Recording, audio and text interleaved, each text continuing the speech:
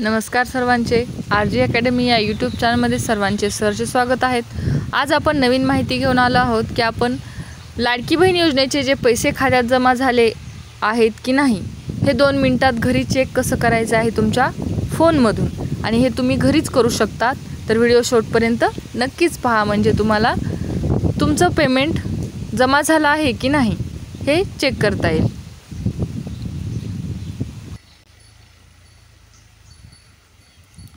लाडकी बहीण योजनेचे 1,500 रुपये जमा झालेत का, मोबाईलवर घर बसल्या कसं चेक करायचं जाणून घ्या। चला तर काय माहिती आहे मग। लाडकी बहीण योजनेचा 1,500 रुपयाचा 15वा हप्ता दिवाळीपूर्वी लाभार्थ्यांच्या खात्यात जमा होत आहे। पैसे जमा झाले की नाही हे तपासण्यासाठी अधिकृत वेबसाईटवर बँक स्टेटमेंट किंवा SMS चा वापर करता येतो। तर ते कसं चेक करायचं आहे हे आपण पाहणार आहोत। पहा, तुम्ही घर बसल्या तुमच्या मोबाईलमधून पाहू शकणार आहात। दिवाळीचे दिवस जवळ आले आहेत आणि यासोबतच मुख्यमंत्री माझी लाडकी बहीण योजनाच्या लाभार्थींमध्येही उत्सुकता वाढली आहे। पुढचा 1,500 रुपयाचा हप्ता बँकेत जमा झाला की नाही हीच विचारणा सध्या मोठ्या प्रमाणावर होत आहे। महिला आणि बालविकास मंत्री आदिती तटकरे यांनी दिलेल्या माहितीनुसार सप्टेंबर महिन्याचा सन्मान निधी 13 ऑक्टोबरपर्यंत पात्र लाभार्थ्यांच्या खात्यात जमा होणार आहे। त्यामुळे दिवाळीपूर्वीच बहिणींच्या चेहऱ्यावर आनंद फुलणार आहे। राज्य सरकारकडून लाडकी बहीण योजनेअंतर्गत दर महिना 1,500 रुपयाचा सन्मान निधी दिला जातो। आतापर्यंत या योजनेचे 14 हप्ते वितरित करण्यात आले आहेत, तर आता 15वा हप्ता येण्याची प्रक्रिया सुरू झाली आहे। अनेक बहिणींच्या खात्यात पैसे पोहोचले असून इतर लाभार्थ्यांनाही लवकरच रक्कम मिळण्याची शक्यता आहे।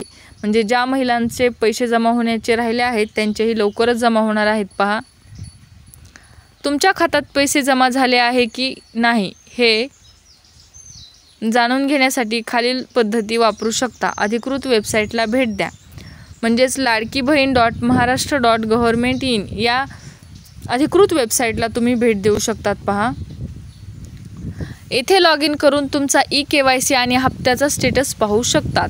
बँक खात्यांचे स्टेटमेंट तपासा। नेट बँकिंग किंवा मोबाईल ॲपमधून बघा।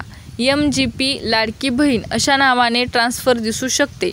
SMS अलर्ट तपासा। बँकेकडून SMS सेवा सुरू असेल तर पैसे जमा झाल्यानंतर मेसेज येतो। नजीकच्या बँकेत किंवा जिल्हा महिला व बालविकास कार्यालयात चौकशी करा। आणि पुढील हप्ते नियमितपणे मिळवण्यासाठी KYC करणे आता बंधनकारक करण्यात आले आहे। विवाहित लाभार्थींनी पतीचे पॅन कार्ड तर अविवाहित लाभार्थींनी वडिलांचे पॅन कार्ड वापरून KYC पूर्ण करावी लागेल। यंत्रणेतील पारदर्शकतेसाठी हे महत्त्वाचे पाऊल आहे। जर KYC पूर्ण नसेल तर पुढचे हप्ते थांबले जाऊ शकतात। KYC जरी केले नसेल तर तुमचे हप्ते थांबणार आहेत, परंतु जर तुम्ही खरंच या योजनेसाठी पात्र असाल तरच KYC करा, नाहीतर तुम्ही आणखीन अडचणीत येऊ शकणार आहात। दिवाळीचा सण अगदी उंबरठ्यावर असताना राज्य सरकारचा हा आर्थिक हातभार अनेक बहिणींसाठी उपयोगी ठरणार आहे। सन्मान निधी केवळ आर्थिक मदत नसून तो महिलांच्या सक्षमीकरणाचा आणि आत्मनिर्भरतेचा एक मोठा टप्पा आहे।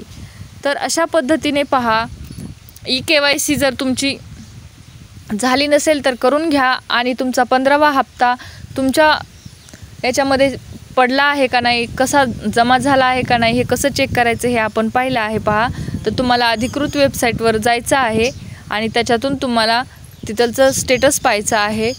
अशा पद्धतीने तुम्ही तुमचं 15वा हप्ता पडला आहे का नाही हे चेक करू शकतात। व्हिडिओ आवडला असेल तर नक्कीच लाईक, शेअर आणि कमेंट करायला विसरू नका।